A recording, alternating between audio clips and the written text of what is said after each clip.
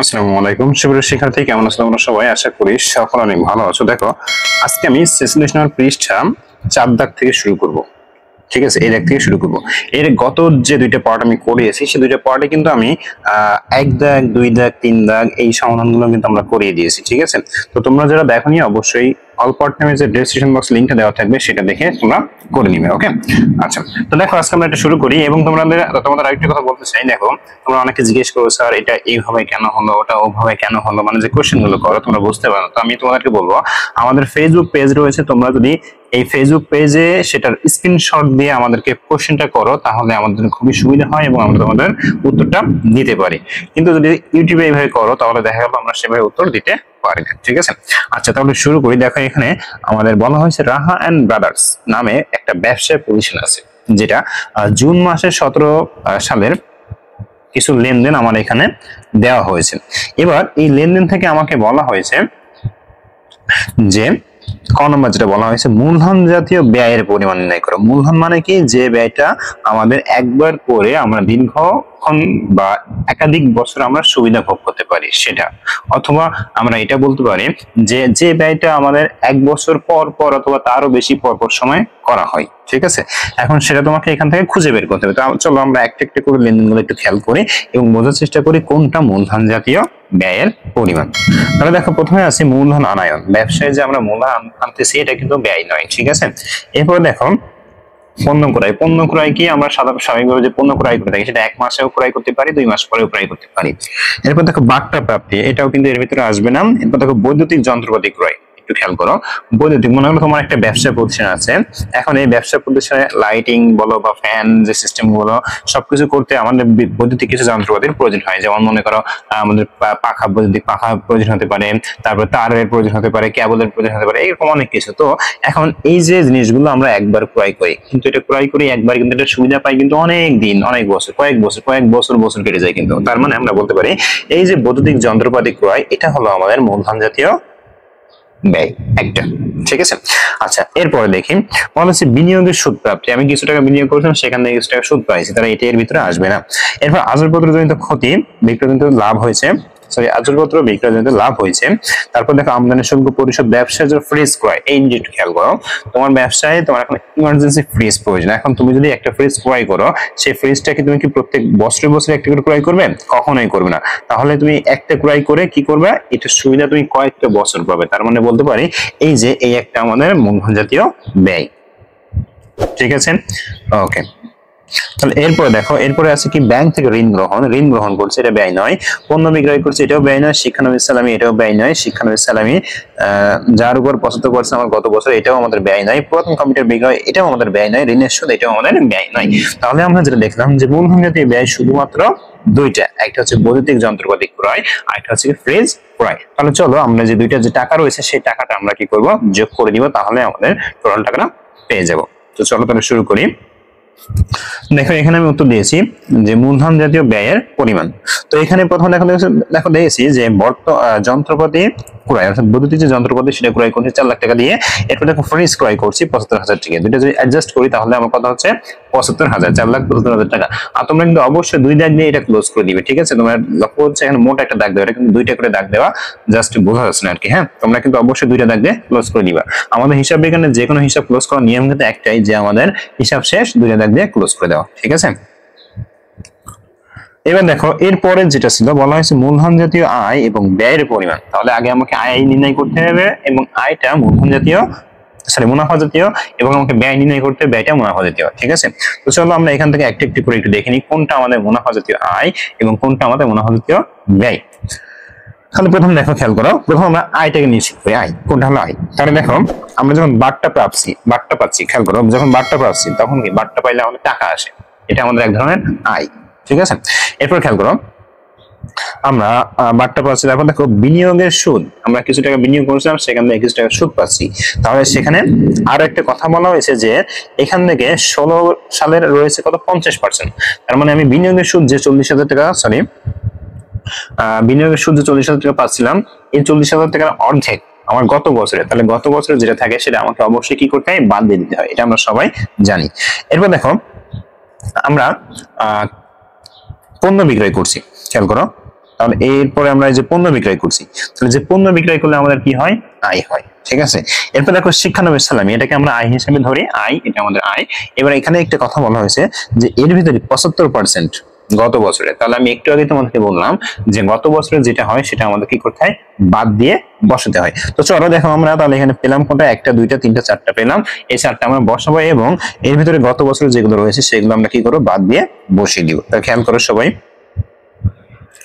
এবার এখানে একটা কথা বলা হয়েছে, দেখো পুরাতন কম্পিউটার বিক্রয়, একটু খেয়াল করো, পুরাতন কম্পিউটার আমরা যখন বিক্রয় করতেছি, এটা কিন্তু আমরা প্রত্যেক মাসে বা বছরে বছরে বিক্রয় করি এরকম ব্যাপারটা কিন্তু না। আমরা কম্পিউটার ক্রয় করছি একবার, সেটা হয়তো বেশ কয়েক বছর আমরা ব্যবহার করছি, তারপরে যে আমরা ওটা কি করছি, বিক্রয় করছি। তার মানে কিন্তু এখানে আমাদের মুনাফার ভিতরে কোনোভাবে এটা আসবে না। ঠিক আছে,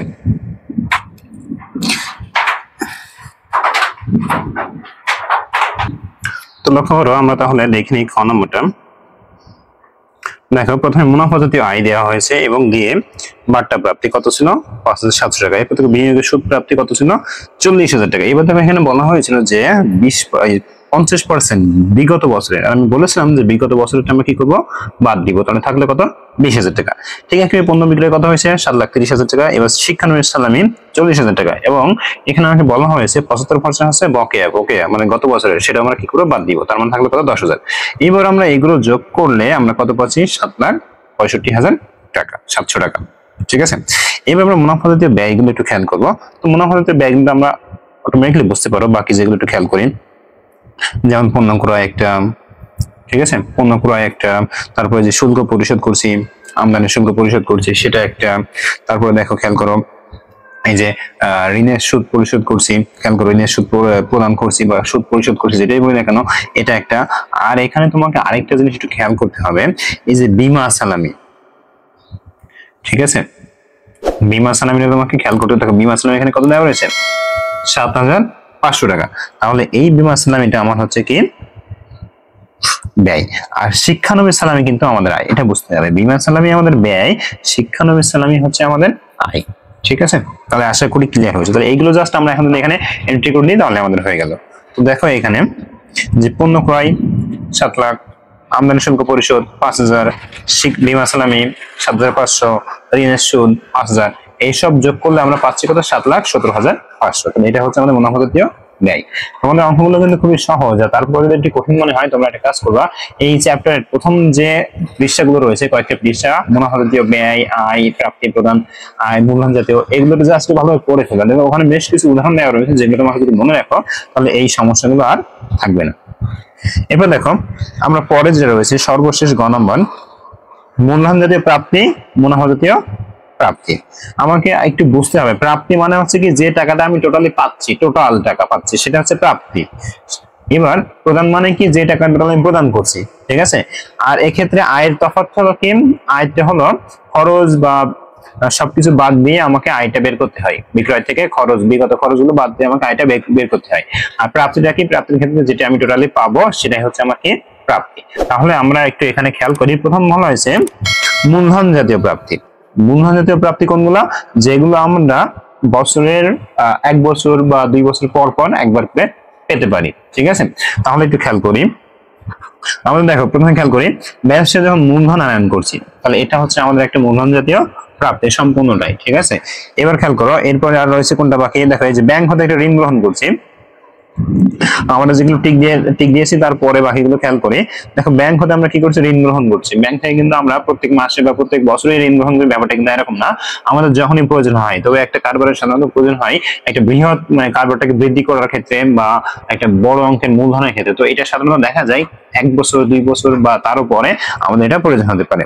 এরপরে খেয়াল করো, তাহলে আমাদের এই দুইটা বসিয়ে ফেলাম। এবার সর্বশেষ আসি, পুরাতন কম্পিউটার বিক্রয় করছে, এই একটা আমি তোমাদেরকে বলেছিলাম যে পুরাতন কম্পিউটার বিক্রয় করছি কিভাবে, আমি যখন ক্রয় করছি এটা কিন্তু কয়েকটা বছর ব্যবহার করছি, ব্যবহার করার পরে তারপর কিন্তু আমরা এটা কি করছি, বিক্রয় করছি। ঠিক আছে, তাহলে দেখো এই যে তিনটা আমরা পেলাম, এই তিনটা জাস্ট যদি আমরা যোগ করি তাহলে আমাদের মূলধন জাতীয় প্রাপ্তির পরিমাণটা পেয়ে যাবো। তাহলে দেখো খেয়াল করো, এখানে দেখো দিয়েছি যে মূলধন জাতীয় প্রাপ্তি প্রথম মূলধন আনয়ন, ঋণ গ্রহণ, প্রথম কম্পিউটার বিক্রি, এই তিনটা যদি আমরা যোগ করি 3,10,000 টাকা আমরা পাচ্ছি মূলধন জাতীয় প্রাপ্তির পরিমাণ। ঠিক একইভাবে আমরা মুনাফা জাতীয় প্রাপ্তিটা একটু দেখে নিব।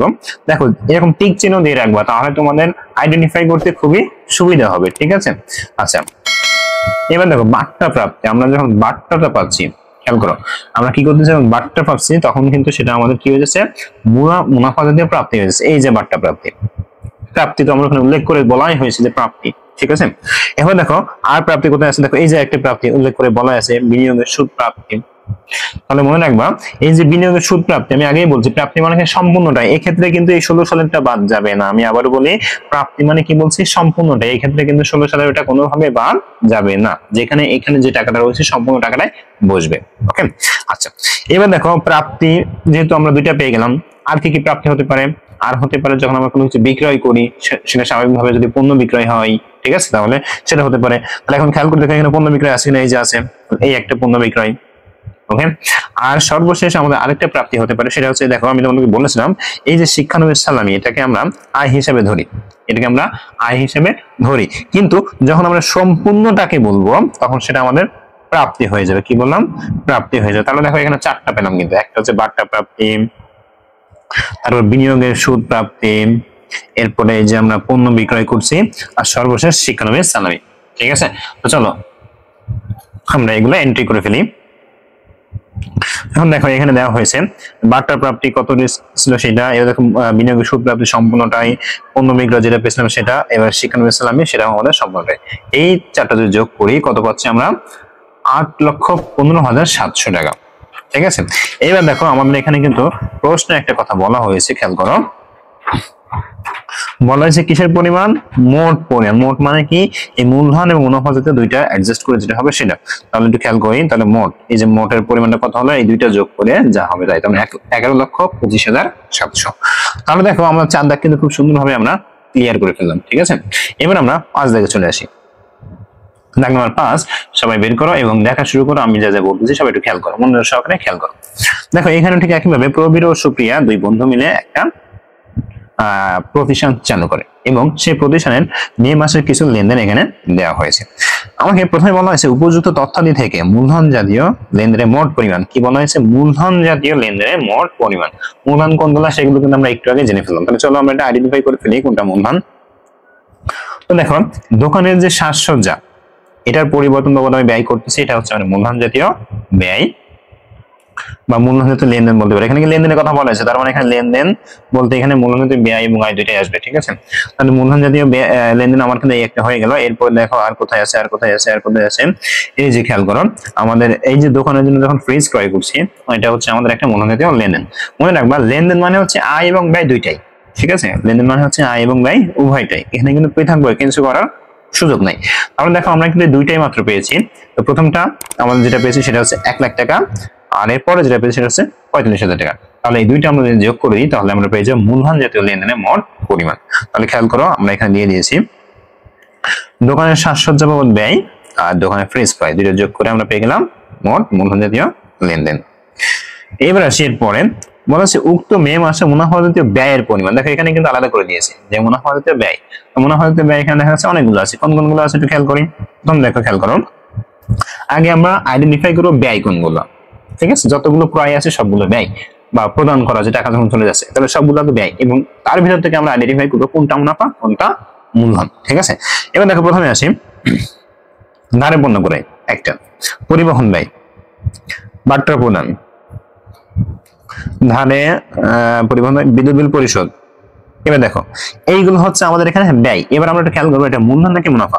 দেখো পণ্য ক্রয় এটা আমাদের মুনাফা, পরিবহন ব্যয় এটাও আমাদের মুনাফা, বাট্টা প্রদান এটাও আমাদের মুনাফা, বিদ্যুৎ বিল পরিশোধ এটাও আমাদের কি মুনাফা জাতীয় লেনদেন। ঠিক আছে, তাহলে এবার মুনাফা জাতীয় ব্যয় যদি আমরা 4টা পেয়ে গেলাম তাহলে আমরা কি করবো, এখন এগুলো যোগ করে দিব। তাহলে দেখো খেয়াল করো এই যে আমরা তারিখ বসেছি সুন্দর করে, বসিয়ে এখানে একটা করে আমরা এগুলো কি করছি বসিয়ে দিয়েছি। ধারে পণ্য ছিল 50,000, তারপরে পণ্য পরিবহন ব্যয় ছিল আমাদের 1,500, বাট্টা প্রদান 700 আর বিদ্যুৎ বিল 1200, সব মিলে যোগ করে আমার 53,400 টাকা। ঠিক আছে, আমাদের কিন্তু খ নম্বরটা হয়ে গেল। এবার আসি আমাদের সর্বশেষ বন্ধ হচ্ছে উক্ত মে মাসে মোট মুনাফা জাতীয় আয়ের পরিমাণ নির্ণয় করো। এটি বুঝতে হবে, আগে আমরা ব্যয় করছি, এবার আমরা কি করব, আয়ের পরিমাণ। আয়টা খুবই সহজ, একেবারে সহজ। তো চলো আগে আমরা দেখে নিব যে কোনগুলো আয়, এটা আইডেন্টিফাই করব, তারপর সেখান থেকে আইডেন্টিফাই করব কোনটা মুনাফা কোনটা মূলধন। ওকে, আচ্ছা এখন খেয়াল করো, আমরা যখন পণ্য বিক্রয় করতেছি, তারিখ নম্বর 12, এই যে পণ্য বিক্রয় করলে আমাদের কি হয়, আয় হয়। এরপর খেয়াল করো, যখন ধারে পণ্য বিক্রয় করতেছি সেটাও ক্ষেত্রে আমাদের কি হচ্ছে, আয় হচ্ছে। এবার দেখো আমরা যখন কমিশন পাচ্ছি সেটাও আমাদের কি হচ্ছে, আয় হচ্ছে। লভ্যাংশ পাচ্ছি সেটাও আমাদের কি হচ্ছে, আয় হচ্ছে। তো দেখো এই চারটা কিন্তু আমাদের আয় পেলাম। এখন আমরা একটু খেয়াল করবো যে এগুলো আমাদের মুনাফা মূলধন।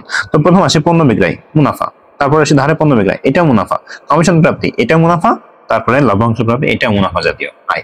তাহলে চারটাই আমরা কি পেয়ে গেলাম, মুনাফা জাতীয় আয়ের পরিমাণটা পেয়ে গেলাম। এখন আমরা এটা এন্ট্রি করে ফেলবো সুন্দর করে। দেখো 1 নম্বরে প্রথম হচ্ছে পণ্য বিক্রয় 18,000 টাকা, ধারে পণ্য বিক্রয় 22,000 টাকা, কমিশন প্রাপ্তি 3,000 টাকা, লভ্যাংশ প্রাপ্তি 2,000 টাকা।